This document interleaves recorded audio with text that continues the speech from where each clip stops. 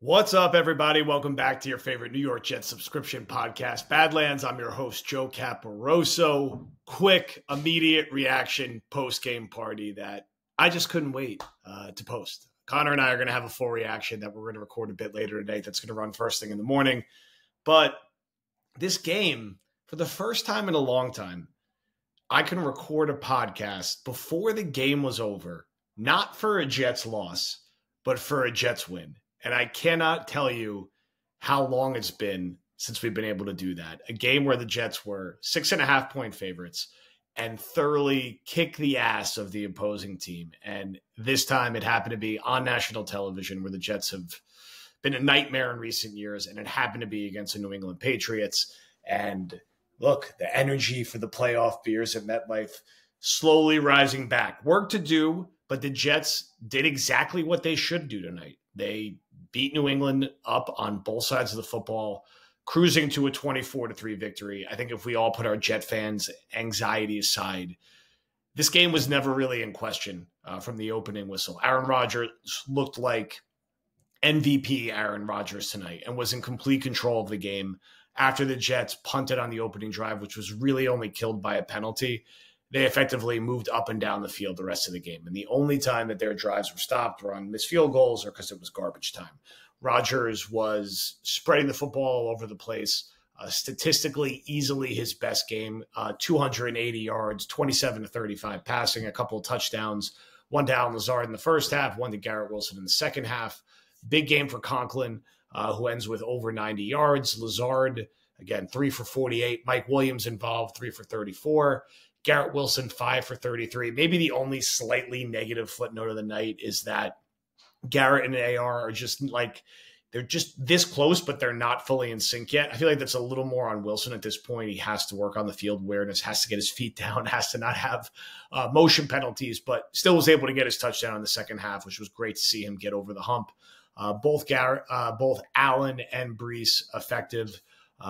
They didn't need to use them a ton in the second half. We actually saw some Isaiah Davis action.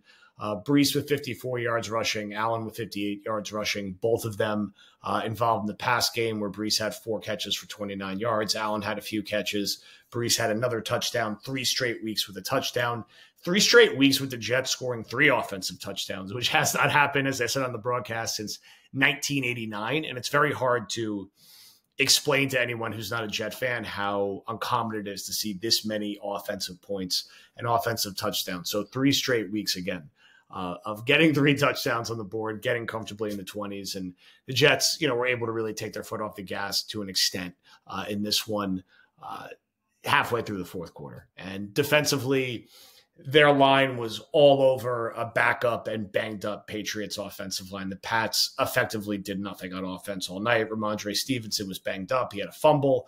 So the Jets had a forced turnover there. Will McDonald, another 2.5 sacks, 5.5 sacks over the last 2 games.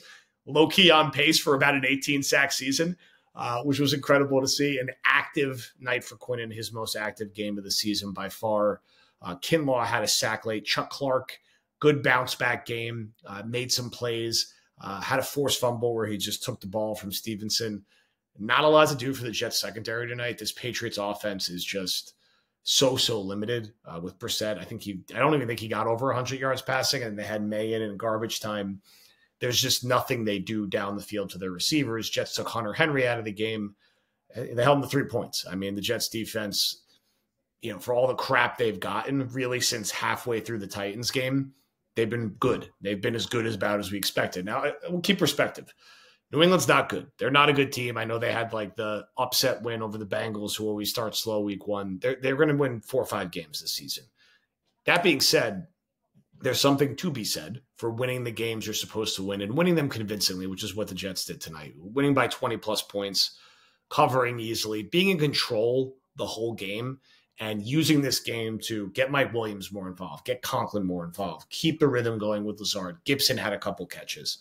So spreading the wealth and having Rodgers look that much more comfortable. And for the Jets, 2-0 in the AFC, 1-0 in the division, 10 days now to rest and get healthy before they play Denver, where they'll bluntly probably be 9.5 or 10-point favorites. Denver may be the only team worse than New England in the AFC.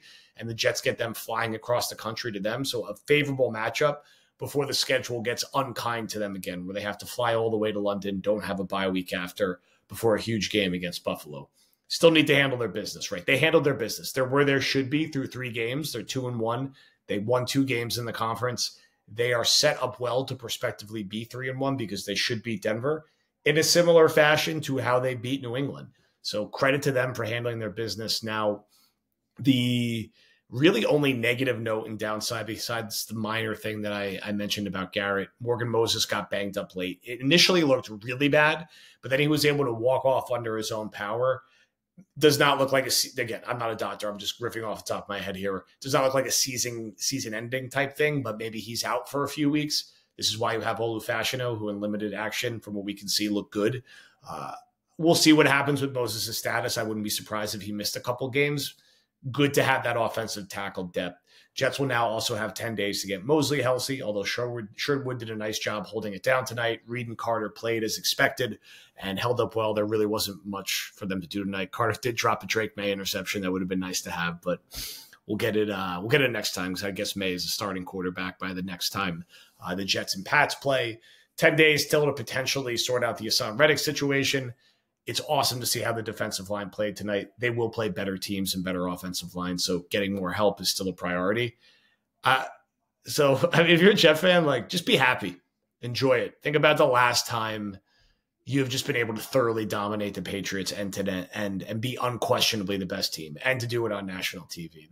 The Patriots did not look like they belonged in the same league as the Jets tonight, and we get to see Rodgers not look like the guy who was kind of okay for himself 2 years ago, but look like the MVP caliber player that he is. And he moved a lot tonight. He was way more mobile than I expected to see him. Had a couple scrambles, which get us all nervous, but more important, outside the pocket, off script, third down conversions. What was just so refreshing, the Jets in this game were able to get in 2nd and 19 and find a way to convert a first down, be in 3rd and long and regularly convert first downs. That's because Rodgers was able to break the pocket and make something happen. There's a lot of Conklin on 3rd down situations where he came up. Mike Williams, again, making plays.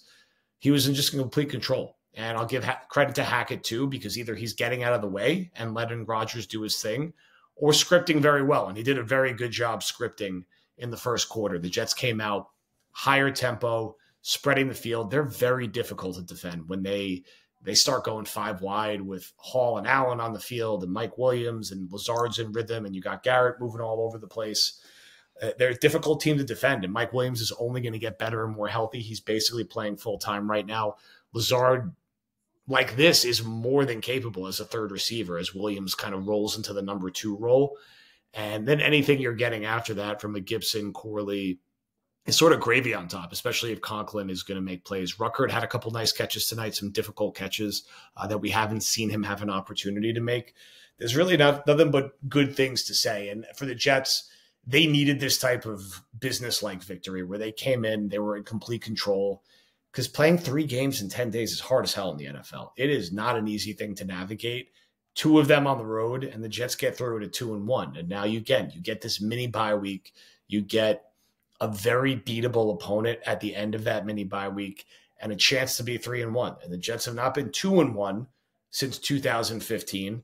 They haven't been 3-1 also since 2015. So it's a unique opportunity here to stack up some wins and stack up some conference wins. So we're going to talk more about it with Connor in a bit. It's going to be on the feed first thing tomorrow morning. I'm going to have some further thoughts in article format.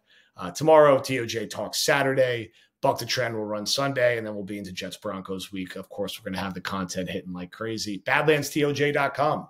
Playoff beers and MetLife. Plenty of other gear there. Go check it out. Hell yeah.